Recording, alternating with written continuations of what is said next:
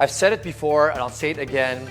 Personal finance, pera, is 80% behavior and attitude and only 20% skill and head knowledge. So, let's look at 3 attitudes that will help us in 2023 and beyond so that we might have better financial conditioning as we go through the year in the area of money. I'm Edric Mendoza, and this is Fundamentals.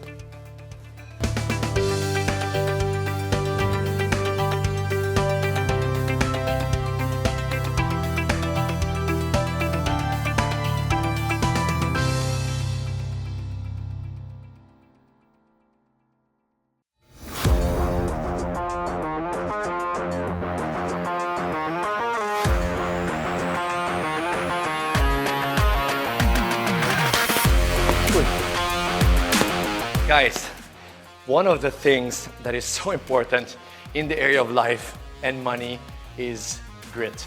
It's such an important attitude. Bakit? Tulad na nakita nyo kanina, sa buhay, laban tayong laban, may mga times na natatamaan tayo, bumabagsak. The question is, how do we pick ourselves up? In my life, yung wife ko at some point years ago, nagkasakit siya. She was very sick. Umabot sa 7 figures yung bill namin. At nung nangyari yun, from a finance standpoint, it's a good thing.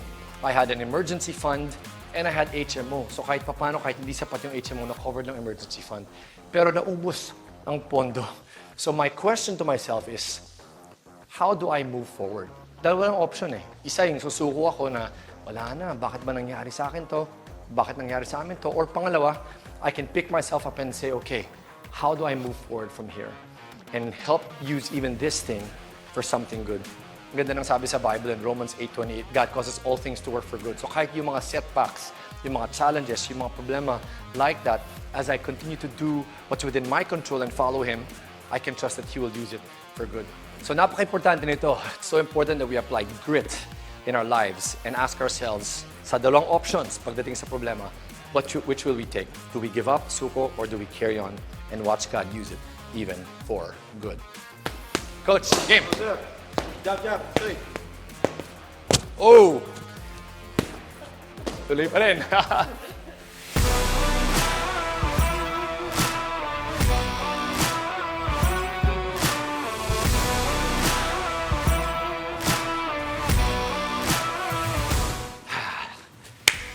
Attitude number 1 is grit or tibay ng loob. At sa kwento na binigay ko kanina, the good news is after I decided to say, okay, you know what? I will keep going. God has blessed me. God has blessed our family. Na-replenish ko yung emergency fund because I kept going. How do we keep on going as we practice grit? Yung pangalawa, ang ganda sinabi ni Craig Groeschel. He said, successful people do consistently what other people will do occasionally. Yun ang pangalawang attitude natin. If we want to better condition ourselves financially, we need to ask, how is our discipline? Are we able to say, kung ito na yung goals ko, kung ito yung budget ko, am I able to stick to that? That requires discipline. Whether we feel like it or not, we will do it. So that, as we are doing that, then we will be able to achieve those goals. If I want to be better physically, if I want to be better conditioned, I need to keep doing these things. Whether masama yung tulog ko, masama yung gising ko, I need to do it consistently so there will be gains. My conditioning is better physically. It's the same in the area of money. Whether you feel like it or not, goals are set, whether the markets go up or down and you start to worry, keep going, work towards your goals, stick to your budgets so that you will then see the gains as you go forward. That is better conditioning, and that is achieved through discipline.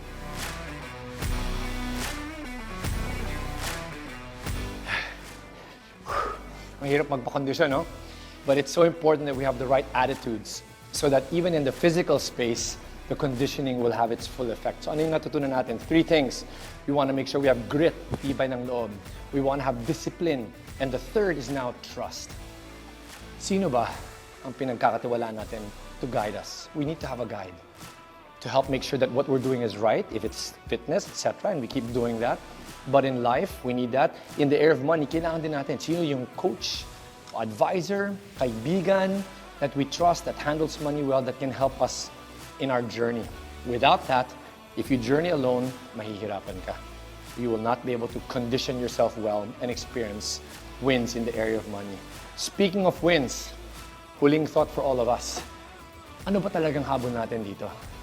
I like how the Bible says in 1 Corinthians 9:24, do you not know that all the runners in a race run to achieve a prize?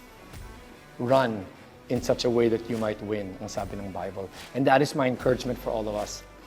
That we run, we do these things, even in financial conditioning and physical conditioning, so that we might win. We might experience great wins and gains. At ano yun? At the end of the day, my own desire, the greatest win is if God will tell me when my time is done here, well done, good and faithful servant. That's my win.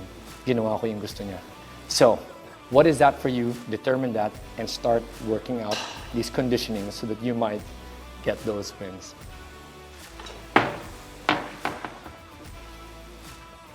So, 3 attitudes for better financial conditioning: grit, tibay ng loob, discipline, and trust.